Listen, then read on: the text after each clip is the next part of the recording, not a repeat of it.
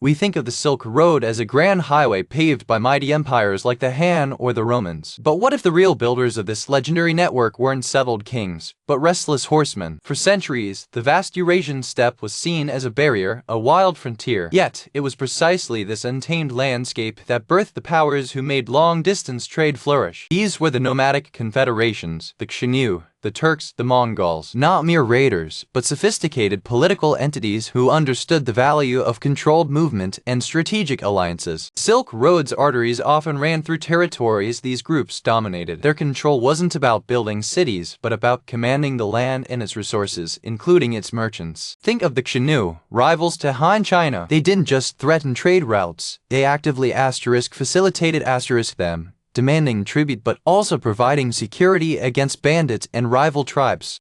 Their mastery of cavalry allowed them to project power across immense distances, ensuring safe passage for those who paid their dues. This wasn't chaos, it was a form of steppe governance. Later, the Turkic cognates rose, their influence stretching from Manchuria to the Black Sea. They inherited and expanded the nomadic model of steppe control. They established YAM systems, relay stations for messengers and travelers, crucial for maintaining communication and coordinating movements across their vast domains. These stations weren't just about speed. They were vital nodes in a network that enabled the flow of goods, ideas, and even diseases. The Sogdians, known as the Silk Road's true merchants, thrived by navigating these nomadic powers. They were skilled diplomats and traders who understood the steppe rulers' language and customs. Their success hinged on the stability, however transient, provided by their nomadic overlords or partners. Without the steppe's masters, the Sogdians would have been isolated. The rise of the Mongol Empire under Genghis Khan is the ultimate testament to this. They didn't just conquer, they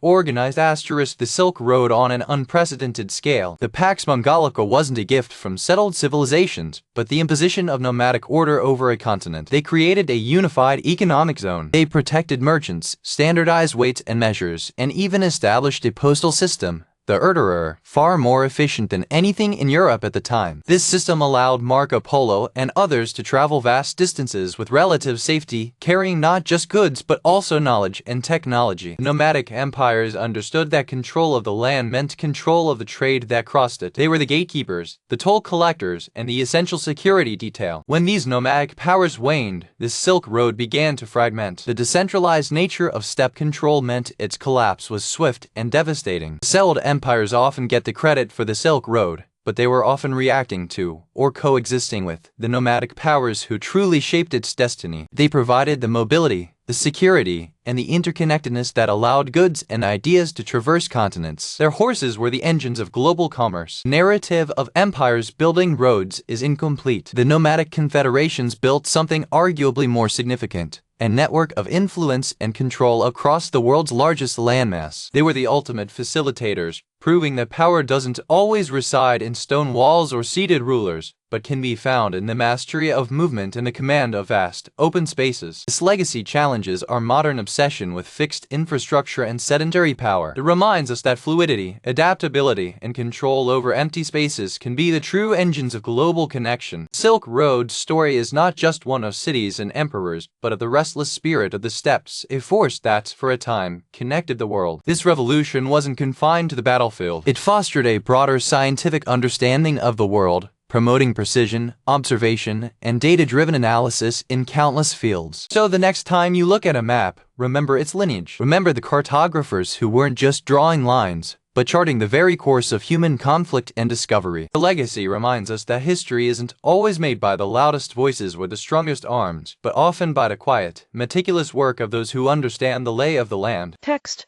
The Maya civilization, with its peaks of brilliance and its enigmatic decline, invites us to ponder the cyclical nature of history and the enduring power of human adaptation. Text: Their legacy is not just in the stones they left behind, but in the living cultures that continue their traditions, carrying forward a story that has spanned millennia.